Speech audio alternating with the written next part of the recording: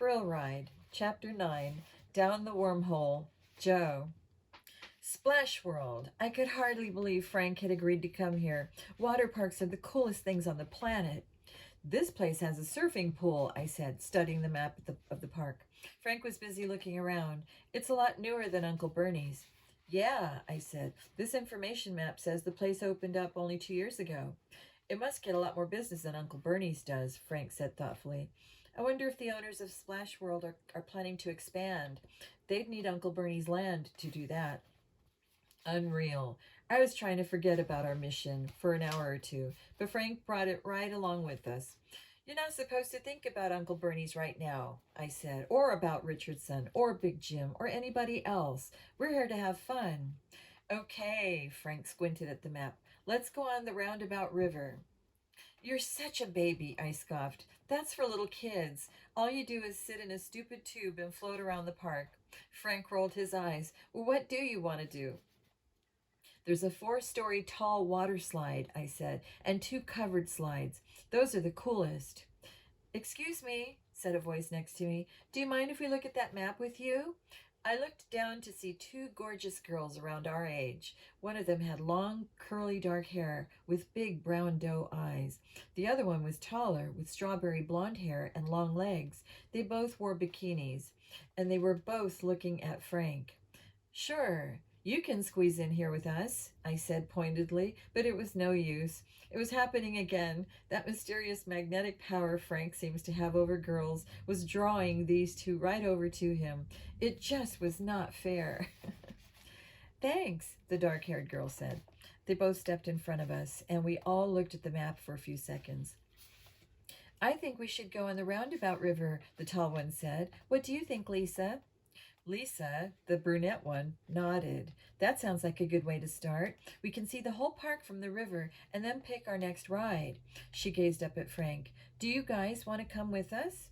Sure, I said quickly. We were planning to start with the Roundabout River, too. We were not, Frank put in. You just said it was boring and that it was for little kids. Lisa and her friend shot me dirty looks. I shot Frank a dirty look. Was he really so clueless? Did he seriously not get that I was trying to find an excuse to hang out with these 2 cute girls? You don't have to come on it then, Lisa told me. Renee and I will go with your friend. He's my brother, actually, I said, putting on my best flirtatious smile, and I was just teasing him about the ride. You were not, Frank argued. You wanted to go on the covered water slides. The tall girl, Renee, raised her eyebrows. Those things are terrifying. You couldn't pay me to go on one of those. Let's go to the river, Lisa. They walked off toward the Roundabout River, and I glared at Frank. What? He said. See, he's completely clueless. Nothing. Let's go to the covered slides, I grumbled. If we couldn't hang out with the cute girls, we might as well have fun. The line for the wormhole was kind of long, but I figured it was worth the wait to go on the biggest, twistiest covered slide in the park. The wormhole was a super steep one-person water slide with a black metal roof covering the whole thing. I couldn't even see where the slide ended, but I figured it shot you out over a deep pool somewhere else in the park. Most covered slides spit you out about 10 feet above the water. So after a terrifying ride down a pitch black slide, you get to have a little free fall to thrill you at the end. I love water parks, I said. I know, Frank replied. You love them so much you wouldn't even care that we've been in line for half hour already. We're almost there, I said. We're on the stairs now. Everybody knows once you're on the stairs, stairs up to the high platform of the slide, you're in the home stretch. Even so, we waited for another 15 minutes. You're going to thank me for this, I promised Frank. The information map said that the wormhole slide changes directions 3 times while you're in the tube. So it's amazing, I said. You're completely enclosed in the metal slide. You've got water running down your back. You can't see where you're going. You're totally at the mercy of the wormhole. As long as it's wet, I'll be happy, Frank said. It's way too hot out. Finally, we got to the top. From here, I could see out over most of the park, with its wave pool and whitewater rafting creeks and the Roundabout River encircling all the other rides. The wormhole was just a big black tube, a circular opening, maybe 3 feet wide, with only blackness inside. I watched the kids in front of me as they disappeared into the tube one by one. The park worker at the ride instructed them to grab onto the top of the tube, sticking their feet into it, and let go. As soon as they did, the force of the water rushing down the tube pulled them inside. They vanished into the blackness almost immediately. The park worker waited for a minute or so and then let the next person on. I knew you couldn't have two people in the tube at once, so the whole ride probably only lasted for a minute. But so what? It would be worth it. I was next in line. I was so pumped. Can I go in head first? I asked the worker. He just laughed. No, trust me, it'll be scary enough feet first. I hope so. I glanced at Frank. See you on the other side. Then I grabbed onto the top of the tube, stuck my feet into the wormhole, and let go. The water was freezing. It pulled me along so fast that before I knew it, the light from the entrance was gone, and I was in total darkness, whipping along super fast. I could barely even tell where the top of the tube was. I didn't have time to think about anything. Suddenly, my feet hit a wall, and my whole body jerked to the right. I gasped in surprise, but before I could even catch my breath, my feet hit another wall. I jerked left and kept speeding downhill. There was one more turn to go, but when would it happen? Just then, I thought I couldn't fall any farther. My feet hit the wall again, and I slid right around the turn. My feet hit another wall and stopped. The sudden stop brought the weight of my whole body down onto my ankles. My knees buckled, and I started to fall. But the tube was so narrow that my knees hit one wall and my back hit the other. I stayed there, crouched for a couple of seconds, just trying to catch my breath. What's going on? Keep calm, I told myself. That was the first rule of dealing with the crisis. Every member of ATAC had it drummed into their heads. Take stock of your surroundings, then figure it out from there. I was standing on a blockage in the tube. There were only supposed to be 3 turns, and I'd gone through all 3, so this must be the bottom of the tube, but it was blocked. I pushed down with my toes, then slid my feet around, trying to figure out what was blocking the tube. It was something smooth and flat, and I felt a little bit, it felt like a rubber that they used to make trampolines. Okay, that's not helpful, I thought. I tried to figure out some other details. I wasn't standing straight up, as far as I could tell in the dark. The whole tunnel seemed to be at an angle, so that I leaned more to the left than to the right. The tunnel was narrow. Only one arm span across. It was pitch black, and water was pouring down on my head. Uh-oh, I thought. Water ran down the length of the whole tunnel, and if the bottom was blocked, that meant the water couldn't escape. It would start to build up into a pool at the bottom. I lifted up one foot. Sure enough, the water had formed a puddle on top of the blockage. It was up above my ankle already and rising fast. I had to get rid of the blockage fast before the water backed up even further. I stomped down as hard as I could. It didn't move. I braced my arms against the wall of the tunnel and stomped down with both feet at once. It still didn't budge. I tried a few more times. Nothing. A sound came from the tunnel above me, sort of a whooping yell. My blood ran cold. Frank! The worker at the top had waited for a minute, then let Frank into the tube. Any second now, he was going to land on top of me. It's okay, I thought. Maybe the impact will knock this blockage loose. I flattened myself against the side of the tunnel and braced for the hit. Frank's feet walloped me in the shoulder, and he crumpled on top of me, pushing me down to my knees. The water sloshed into my mouth. Hey, Frank yelled. I pushed at him. Get off me. He pushed against the side of the tunnel and scooted up enough for me to stand up. What's going on? He called down. The bottom of the tube is blocked, I said. I can't push it loose. Even the weight of 2 of us didn't knock it free.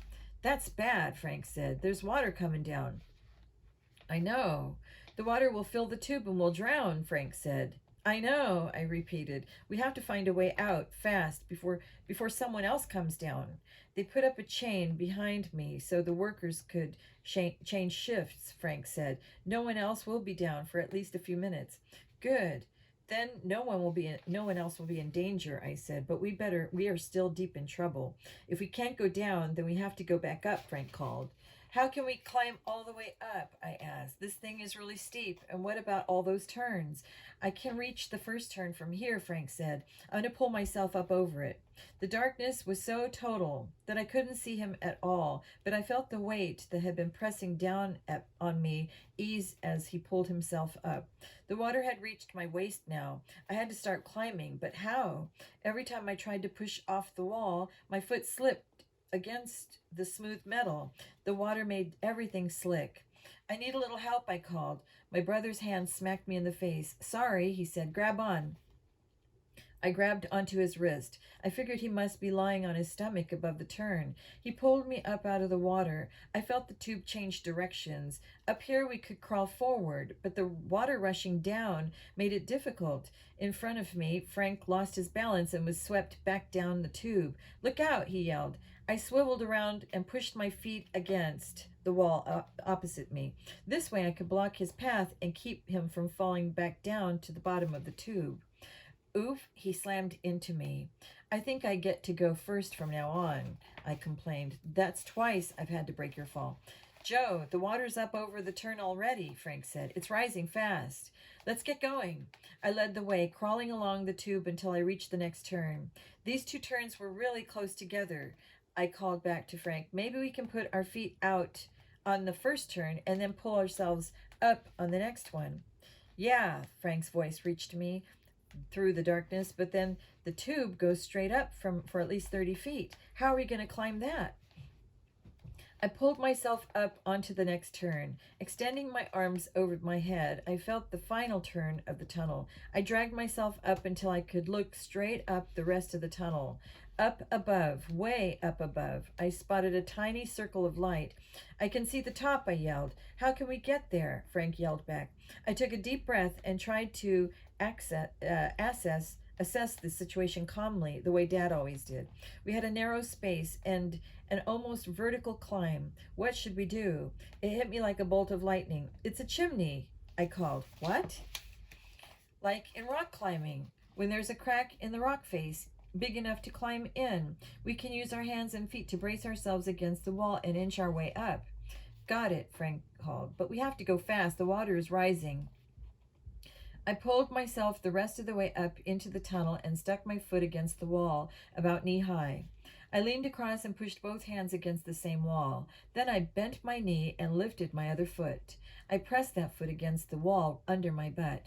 I was suspended in the tunnel, holding myself up between my arms and legs. Pushing hard against both walls, I straightened my back leg and lifted my body as far as I could. Now that my bottom leg was straight, I bent the other one and stuck it against the wall in front of me at knee height. I took a split second to rest, then did the whole thing again. Slowly, I inched up the tube. I heard Frank doing the same thing below me. My arms and legs were aching with the effort, and my lungs were working overtime, but I kept my eyes on the little circle of light above. I tried to ignore the water pouring down on top of me. It made the tunnel slippery, so I had to push hard against the walls to avoid sliding down. Finally, I reached the top. The sunlight dazzled my eyes for a second, so I stayed put in the tunnel to let my sight adjust. Hurry up, Joe, Frank called from below. The water's up to my legs. With a final exertion, I pushed my back hard against the wall and moved one of my arms up to grab the top of the tunnel. I held on tight and pulled myself up and over the top. Then I collapsed on the platform and tried to catch my breath. Dude, cried the park worker, standing 2 feet away. I heard gasps from the other people at the front of the line. My brother's in there, I said. The worker rushed over to the tube and pulled Frank out. He dropped down next to me on the metal platform. My biceps are aching, he muttered. Where did you come from? The worker demanded. You're not supposed to climb back up the slide. The bottom is blocked, Frank said. Don't let anybody else go in. We almost drowned. The worker stared at us in shock for a moment, then looked back into the tunnel. When he saw the water almost to the top, he yanked the walkie-talkie from his belt and got help. The people standing in line were evacuated from the platform and the stairway. and someone at the bottom of the slide removed the blockage. By that time, Frank and I had recovered enough to talk to the Splash World security guard who'd come to take our statement. What was over the bottom of the slide? I asked. The guard was a middle-aged woman with a long blonde braid down her back. She looked embarrassed. Someone put the cover on, she admitted. When the ride is closed, we put rubber covers on the bottom and top of the tunnel to keep the raccoons out and make sure the slide doesn't get all mucked up with falling leaves and stuff. You mean somebody purposely closed off the end of the slide while people were going down it? Frank asked. We could have been killed. You're just lucky it was us and not some 10-year-old kids. I know, the guard frowned. The story I'm getting is that the worker at the bottom thought the wormhole has already been closed for the shift change. He didn't think anybody else was coming down, so he put the cover on. Do they usually cover the slide during a shift change? I asked. No, she replied, but it was this guy's first day on the job. He says he got confused. Needless to say, he's been fired. Frank and I exchanged a look. Had this worker really just made a mistake, or was he trying to hurt us on purpose? Is the worker still here? Frank asked. The guard shook her head. We had him escorted off the premises. Splash World takes safety precautions very seriously. Thanks, but we've heard the speech today already, I interrupted her. Can you tell us the guy's name? Mark Krakowski, she said. Frank wrote the name in his notebook, and we made our way down the long staircase. It's too bad we can't talk to the worker who did this, Frank said.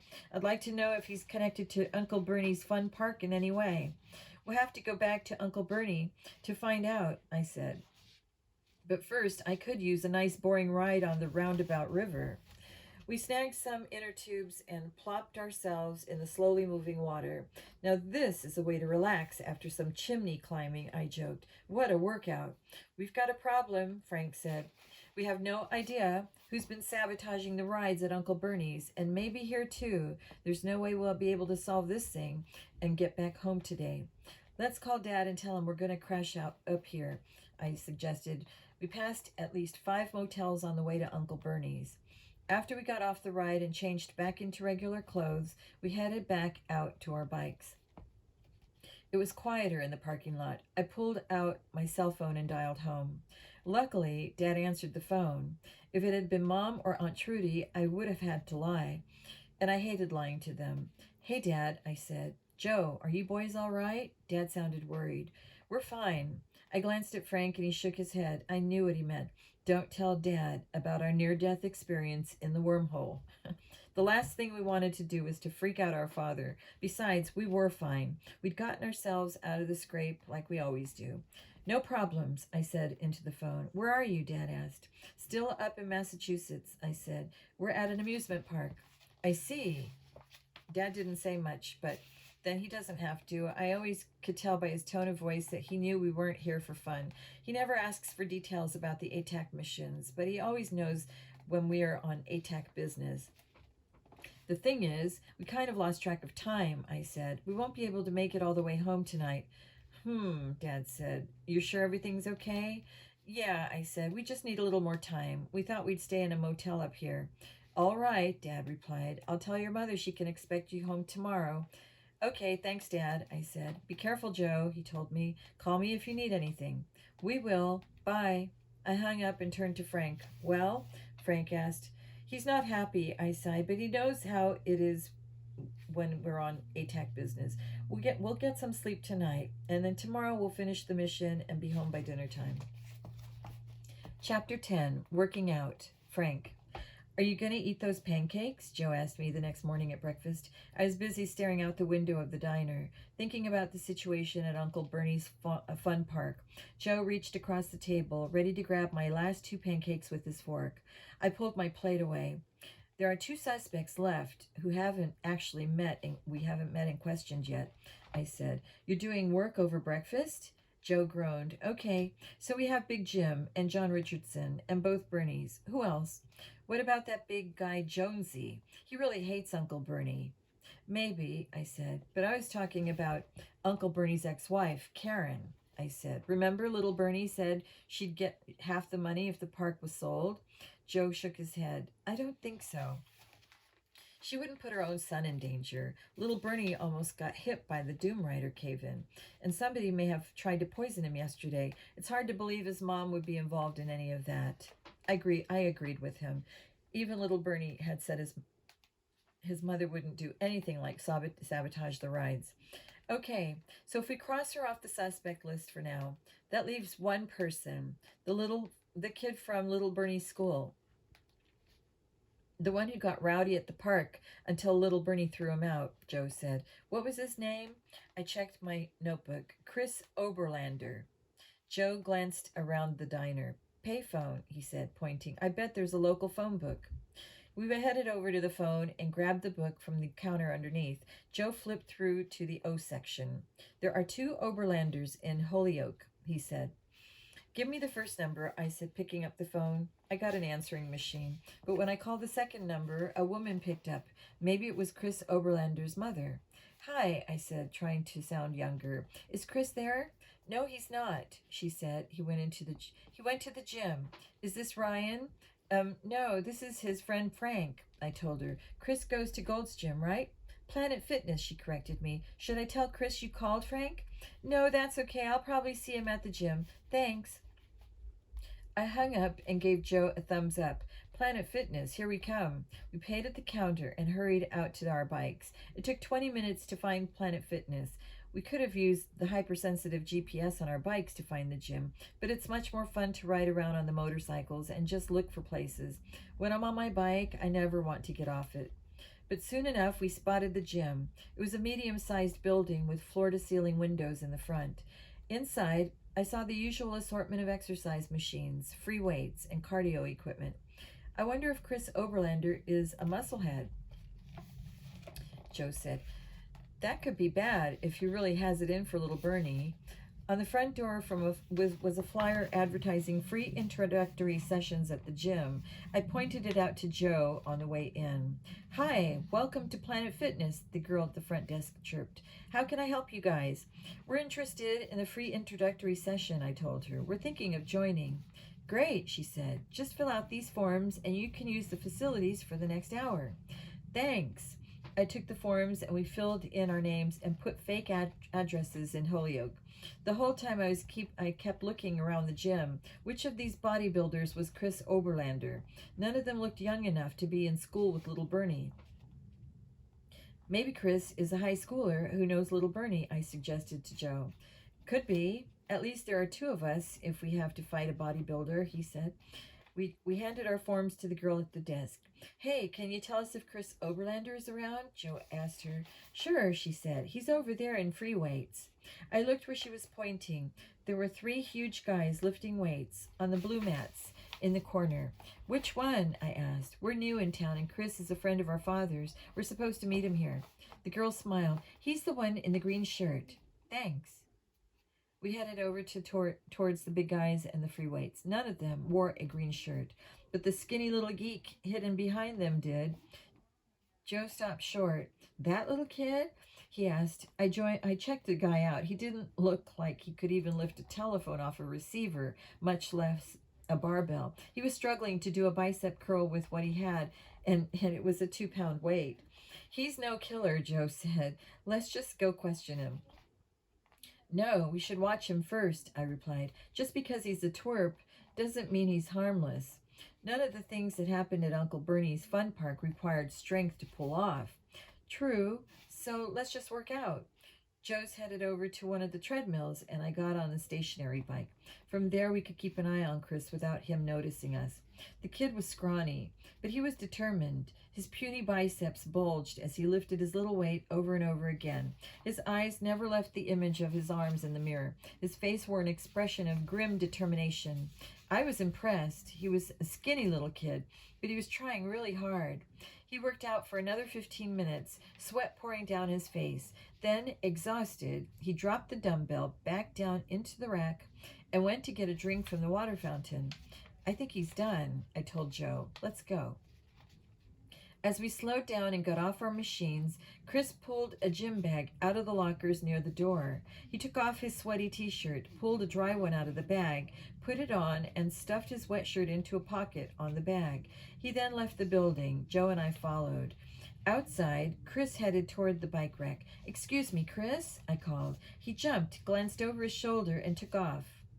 Joe shot me a surprised look, then ran after him. We followed him around the corner and halfway down the street side. He wasn't hard to catch. His legs were pretty short after all.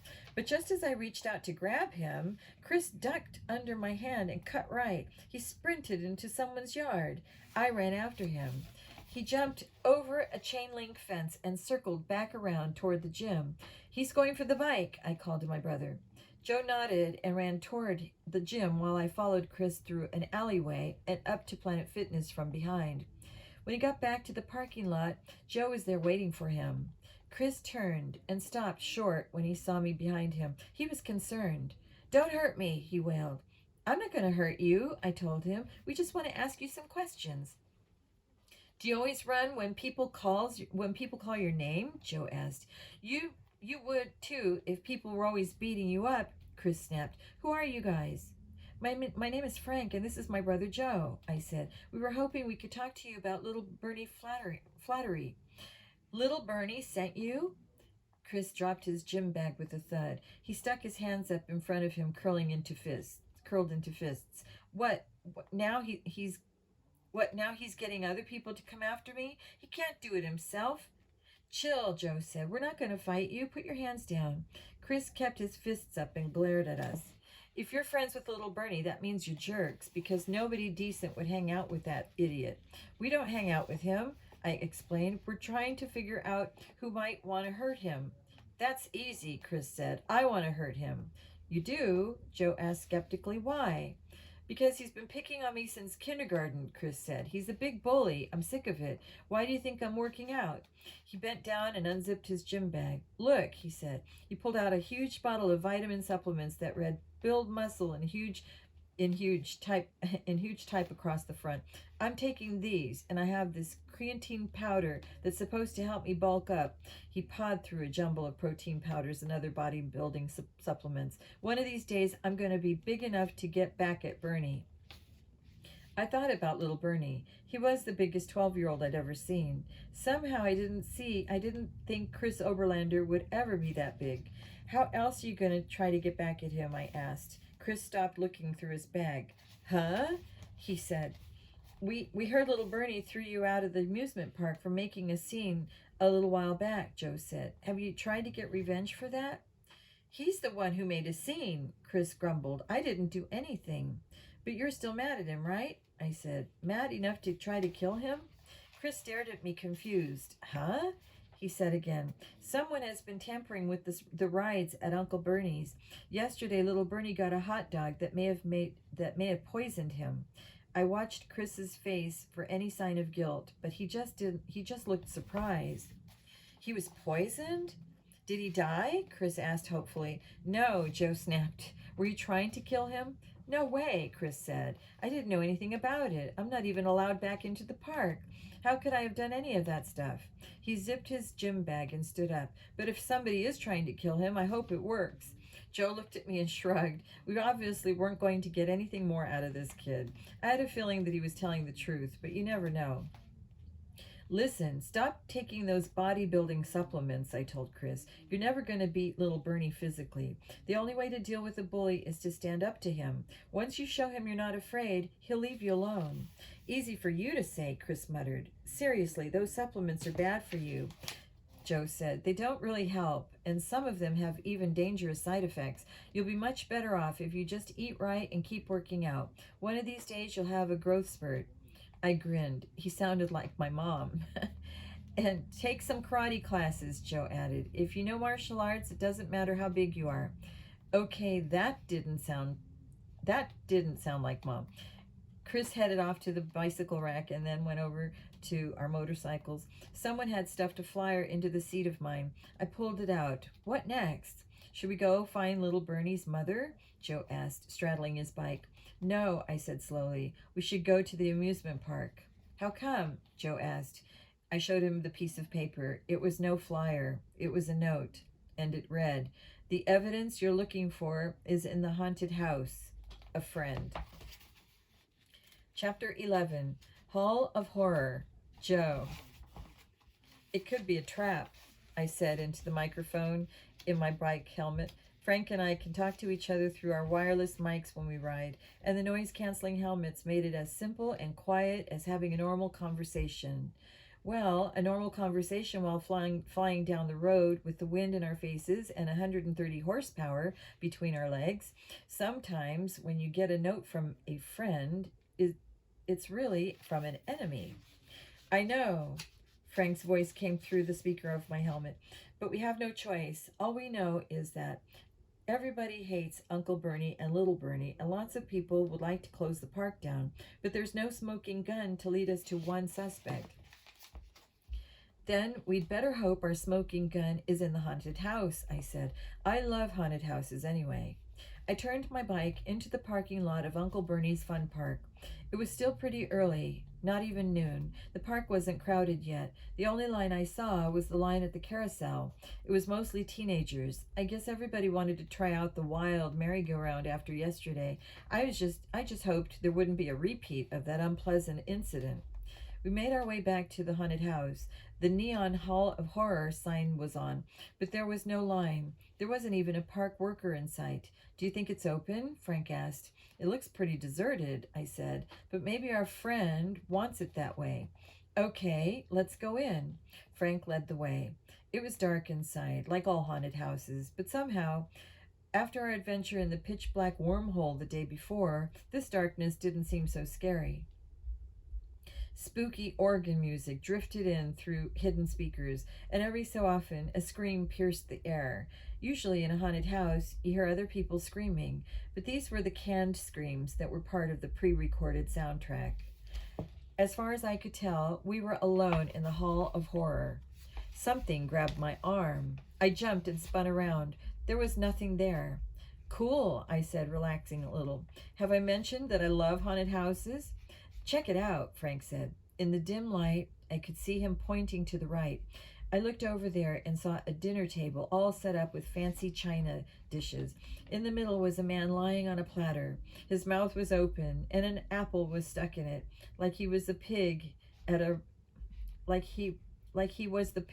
pig roast. I chuckled. That's gross, I said appreciatively. We're here to look for evidence, not to enjoy the haunted house, Frank reminded me. Oh, right. I studied the fake dinner set for any sign of evidence of our friend.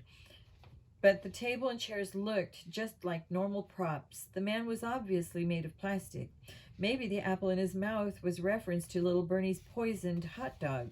I shook my head. I was really grasping here to find whatever hint our friend had left for us. I left the pathway and stepped over onto the dinner set to check it out. We're not supposed to go over there, Frank pointed out. No one else is here, I said, and we're investigating, remember? Just hurry up, he replied. I got up close to the table and peered down at the apple. It was made of wax, like the fake fruits our great Aunt May keeps in a bowl on her living room coffee table. Nothing here, I said, returning to the pathway. We kept going. I passed the portrait of a pretty girl hanging on the wall. It was lit by a small spotlight coming from the bottom. I checked it out because the girl was pretty. But when I got up next to it, her face turned into the wrinkled face of an old hag. Then the flesh dropped off the face and it became a skeleton. Cool, I said. I stopped to look at the picture more closely. It changed back to the young girl, waited for about 10 seconds, and then went through the girl hag skeleton process again. I turned away. The effect was fun one time, but when you saw the whole thing happen again, it kind of lost its interest. In front of me, a figure lunged from the darkness and grabbed Frank. He let out a yell. I ran to catch up, but by the time I got there, the figure was gone. Who was that? I asked. Our friend? No, it was Frankenstein, Frank said. Or maybe a werewolf. I couldn't tell. I grinned. Haunted houses usually had a few park workers in them who would dress up as monsters so they could jump out and scare you. I'd always thought that it would be a cool job to have. I heard a hissing sound, and suddenly the room was filled with smoke. Was this a trap? I took a shallow breath. It was only fog from a fog machine. I had a hard time seeing Frank through the haze, and if there were any clues in this room, I couldn't see those either. Joe, in here, Frank called. His voice was coming from the left. I moved that way. Soon enough, I spotted him in my right. I stopped, confused. Frank? Over here! His voice was still coming from the left, but I could see him standing on the right, gesturing to me with his hand. I walked toward him and smacked into a wall. Not a wall, a mirror. All right, I cried happily. A hall of mirrors. I still haven't seen anything unusual, Frank said from behind me. When I turned around, he was gone. He appeared again, to the left. What kind of evidence do you think we're looking for? I moved left and hit another mirror. Where was Frank? When I turned around, I saw a room filled with me. Reflections of myself looked back at me from every direction. Who knows? I answered Frank. I figure we'll recognize it when we see it. Suddenly, a tall man appeared in the mirrors, standing right behind me. I spun around, freaked out. No one was there. Hello? I called. Is someone else here? A deep, maniacal laugh echoed through the room, but all I could see was myself, everywhere.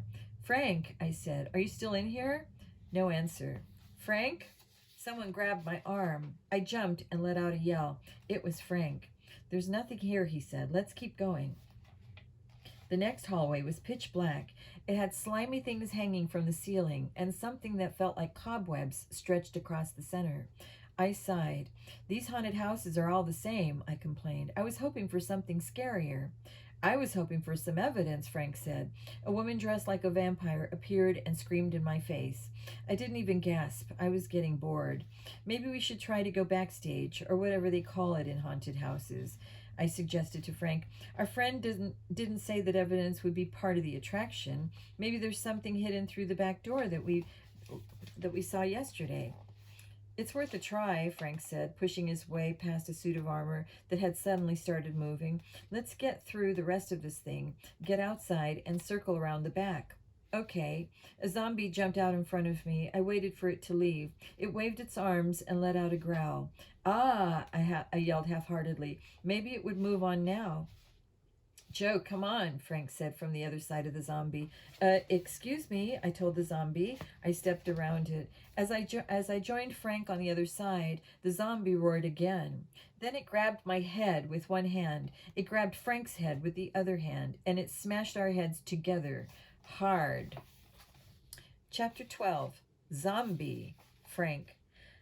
My head was killing me. There was a woodpecker sitting on my shoulder and pecking me over and over with its beak. It hurt like crazy, but I couldn't lift my arm to shoo the bird away.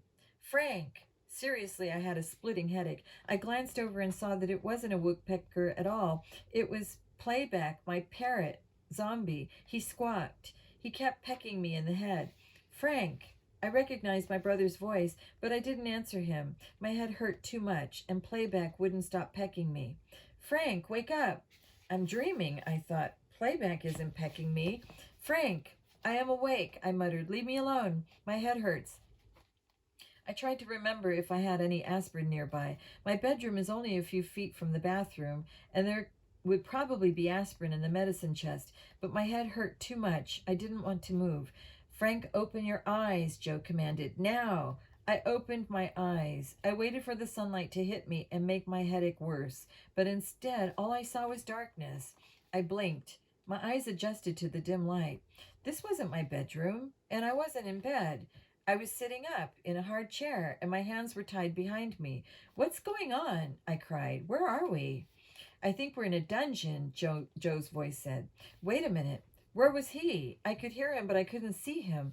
I turned my head to look around, and the headache got worse. My head is killing me, I said. Mine too, Joe answered. That zombie smashed our heads together. Who would expect it to hurt so much? It knocked us out, I guessed. He must have hit us pretty hard. No kidding, Joe's voice said. Where are you? I asked. I can't see you. I'm behind you, he told me. We're back to back, I think. Can you move? Nope. Joe said, my hands are tied behind the chair and my legs are tied to the chair legs. I took a deep breath and forced myself to ignore the pain in my head. I couldn't afford to be out of it right now. I tried to move my legs. No good. They were tied to my chair. I tried to move my arms and felt the ropes bite into my wrists. Now that I was paying attention, I could hear Joe moving around behind me. I looked around the dim room. The only light came from a fake window up near the ceiling. The window had bars over it, and behind it was a tiny patch of what was supposed to be the sky, a pale yellowish light that didn't actually illuminate anything. The rest of the tiny room was painted gray, with walls that were supposed to look like blocks of stone. Rusted old manacles hung from the walls on all sides. One of them had a skeleton hanging by its wrists. A pile of bones and a skull lay in one corner, and an animatronic rat sat and twitched its whiskers at us. So I guess our friend wasn't a friend, I said finally. Guess not, Joe said. We knew it might be a trap. We should have been more careful, I said. We didn't take that zombie seriously enough. We have to figure out how to get out of here, Joe said. I really need to get some aspirin. This looks like part of the haunted house, I said. If we can get out of this room, we should be able to find our way outside. Yeah, but first we have to get free of these ropes, Joe pointed out. The deep, evil laugh we'd heard earlier reverberated through the room. Was it part of the haunted house outside? I hope you're enjoying the Hall of Horror, the deep voice cackled. You're going to die here. Is he talking to us or to the whole haunted house? Joe murmured.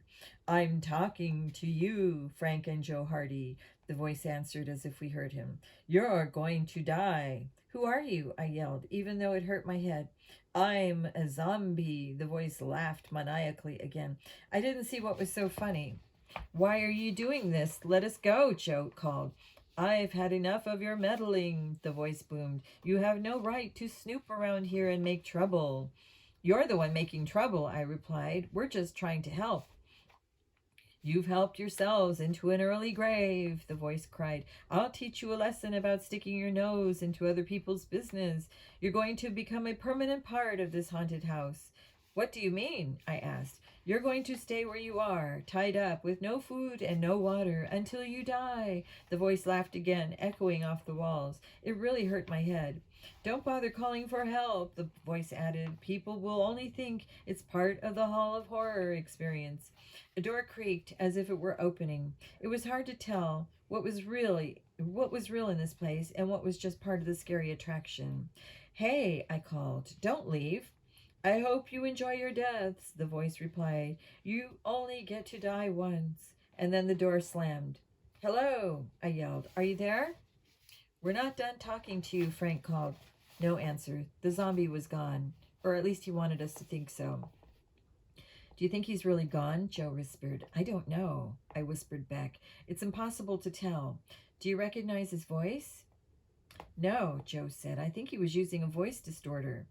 It could have been Uncle Bernie or Big Jim or anyone.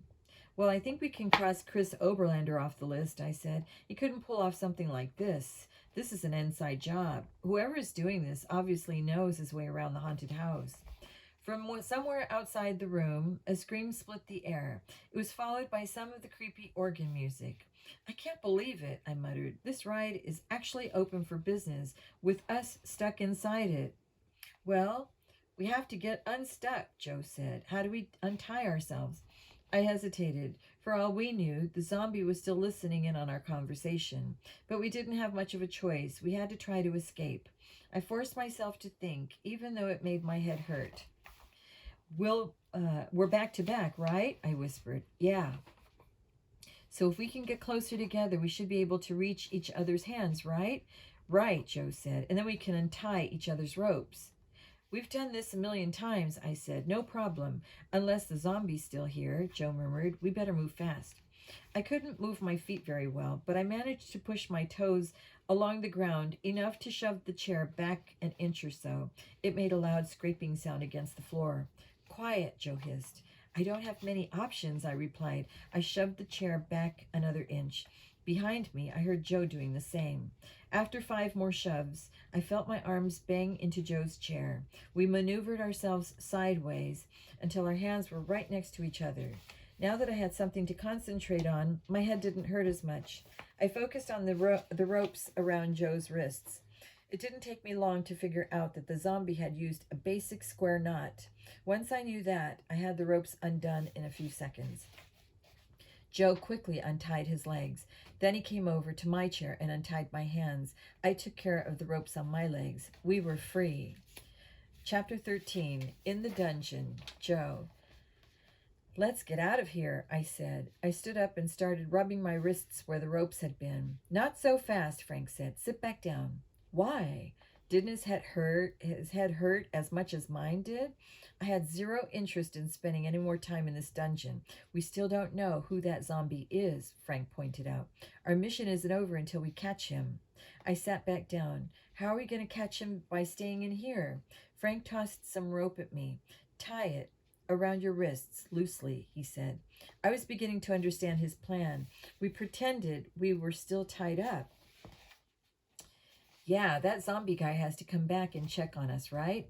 I don't know, I said, as I formed the rope into two loops like handcuffs. He said he was going to leave us here to die. Yeah, but he can't really do that, Frank said. At least he has to come back to make sure we still haven't escaped. And when he comes back, we'll jump him.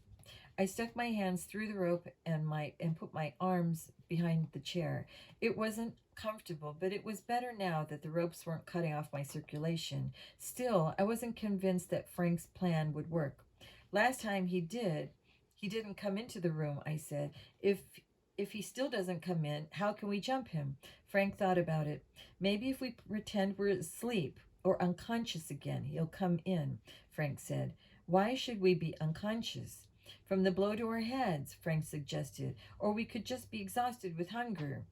I guess so, I mumbled. I am exhausted with hunger. How do you think we've been in here? How long do you think we've been in here? It's hard to tell, Frank said. It's so dark in here that it feels like the middle of the night, even though it's probably still daylight outside. Wait. He twisted his wrists out of the rope and pressed the back light button on his watch. It's about 5. Within a few seconds, he was back in the rope. I hope he comes back soon, I said. But he didn't. We must have waited at least an hour, pretending we were tied up, listening to the sounds of people screaming and laughing in the halls of the haunted house. Nobody came near the dungeon, though. The zombie must have closed it off somehow. Finally, the screams of people outside stopped. The creepy organ music went away. Everything grew silent. It seems like the ride is closed, Frank whispered. Could be, I whispered back. Suddenly, we heard footsteps in the hallway outside. Play dead, Frank whispered. I closed my eyes and let my head fall forward onto my chest as if I were deeply asleep or just passed out. I heard the jingle of keys, and then a door was opened. I closed my eyes as someone entered the dungeon. The footsteps were heavy, and I could hear him breathing. Now, Frank yelled.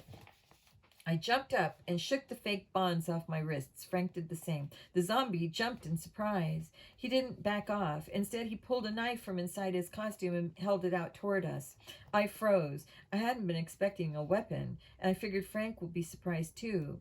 We'd been planning to rush the guy, but now that didn't seem like a good idea. The room was so dark that I could barely make out the steel glinting in his hand. With the 3 of us in there, the place was too small to maneuver. If we tried to run or to fight him, chances were good that one of us would get stabbed. The zombie laughed. He was going for that same deep maniacal laugh as before, but he didn't have the voice distorter now. Probably he had to use the haunted house PA system to do that. You didn't expect me to come armed, did you? He asked. He was still disguising his voice, but it wasn't as deep as it had been through the distorter. It sounded familiar, but was it Uncle Bernie's voice or Big Jim's? I couldn't tell. I decided starvation was too good for you, the zombie went on. It would take too long, and then I'd have to keep the dungeon closed off. He gave another deep laugh and lunged at me with the knife. I jumped backward. The knife flashed through the air and a few inches from my throat. And the dungeon is everybody's favorite part of the Hall of Horror, he continued. Don't you like it? No, Frank said. The zombie laughed again. Too bad. It's the last place you'll ever see. This time, he brandished the knife at Frank. Frank twisted away and jumped over next to me. We can't keep doing this, I whispered. The room's too small. He'll hit one of us soon. I have a plan, Frank murmured. But before I could say anything else, the zombie lunged at us with the knife. I couldn't see much in the darkness, so I just spun away from Frank and tried to get behind the dark figure of the zombie. He'd come through a door. He'd come through the door, but where was it? I glanced frantically around the room, searching for the way out, but all I saw were fake stone walls. The door must be hidden in one of the walls. The zombie gave a roar and lunged forward again. At least the darkness was working against him, too. Joe, Frank called. Over here, I replied. Remember VJ? He said. Huh? My guess was that Frank was trying to let me in on his plan, but I didn't understand what he meant. Remember VJ. I forced myself to keep calm and think it through, even though the zombie was still 2 feet away holding a knife on us. Vijay Patel, the guy who delivered pizza, and our last mission to the house. What did I know about Vijay? He was an ATAC trainee. He was originally from India. He thought Frank and I were heroes. He'd given us a pocket strobe light. That's it, I thought. Frank must have the pocket strobe with him. Leave it to my brother to be totally prepared at all times. That's why he's such an excellent ATAC agent. I remember, I called. Now, Frank yelled. I closed my eyes, even through my eyelids I could see the flash of bright light as Frank lit the button on the strobe. The zombie let out a yelp of surprise. He'd been blinded by the light in the dark room. I listened to where the yell came from so I'd know where he was in the darkness. Now, Frank yelled again. This time, I didn't close my eyes. I was ready for the flash of light. When it came, I had a brief view of the guy in a huge zombie costume as he stumbled backward. The knife in his hand glinted in the blue light. I kicked it out of his hand. The knife clattered across the floor. Frank hit the strobe again. In the light, we saw the zombie running toward the wall. I tackled him to the ground. A second later, I felt Frank jump on top of him as well. Tie his hands, Frank cried, shoving some of the rope toward me. We wrestled the guy's hands behind his back and tied them together. It wasn't easy in the darkness. As soon as we had him tied, I decided it was time to let a little light in. He was going for the wall over there. I told Frank. The door must be hidden here somewhere. Frank flashed the strobe again, and in a split second of bright light, I spotted the outline of a door cut into the stone wall. I felt for it in the darkness and managed to find the edge. Feeling downward, I found a tiny latch. I threw the latch and yanked the door open. Outside, the halls of the haunted house were lit with work lights, the kind they only turn on when the ride is closed. Compared with the dim light of the dungeon, it seemed like the brightest sunlight I'd ever seen. Okay, let's see who the zombie is, Frank muttered. I helped him push the guy over onto his back, and then I sat on his chest to make sure he stayed down. Frank pulled off the zombie mask. I watched anxiously. Was it Big Jim? Uncle Bernie? Get off of me, the zombie whined. I stared in disbelief. It was little Bernie. Chapter 14. Mission accomplished. Frank. I should have known when I saw how tall the zombie was, Joe said, shaking his head. I shrugged. I figured that it was just the costume. You guys are in big trouble, little Bernie whined. Get up, I told him. You're the one in trouble. We dragged him to his feet and led him through the haunted house. He cried the whole way. He was such a big guy, it was easy to forget that he was just a little kid. Joe found a door labeled Emergency Exit and pushed it open. I was shocked to see sunlight come streaming in. When we stepped outside, the park was as crowded and bustling as ever. I thought the park was closed for the night, I said. It's only 2:30, Joe said, checking the big clock over the concert bandstand. Little Bernie must have just closed the haunted house so he could deal with us. What's going on here? Uncle Bernie demanded. He came storming up to us, 3 security guards behind him. When he spotted little Bernie, he gasped, Son, what are you doing in that costume? He was trying to kill us, I said. Uncle Bernie's eyebrows shot up. What? That's impossible. He looked his son up and down. Little Bernie kept crying. He was probably just working in the haunted house, and he tried to scare you. That's the job of the zombie. Uncle Bernie didn't sound too certain. The haunted house was closed, remember? One of the security guards put in. That's why we were coming here to check it out. Uncle Bernie's face fell. It shouldn't have been closed in the middle of the day, he said. Why was it, son? Little Bernie just sobbed even harder, snot and tears rolling down his face. Your son is the one who set off the M80 on the roller coaster, I told Uncle Bernie. He also hooked up a generator to the carousel to make it go too fast. For all we know, he broke the safety bar on the Ferris wheel too. And yesterday he pretended to be poisoned by a hot dog in order to throw us off the trail. Just Joe put in. He wanted us to think Big Jim had done it, but we didn't fall for it. He frowned at little Bernie. We know you're the one who's been sabotaging the park all along. That's impossible, Uncle Bernie said, but he looked scared. Tell me the truth, Bernie. Why did they have to come here? Little Bernie blubbered. They ruined everything. Did you have something to do with what happened at the water park yesterday, Bernie? I asked. Were you trying to get rid of us then? I know a kid who works there, he sobbed. I bet him $50 he wouldn't put the cover on that tube. I didn't do it. No, you just paid someone else to do it, Joe said grimly.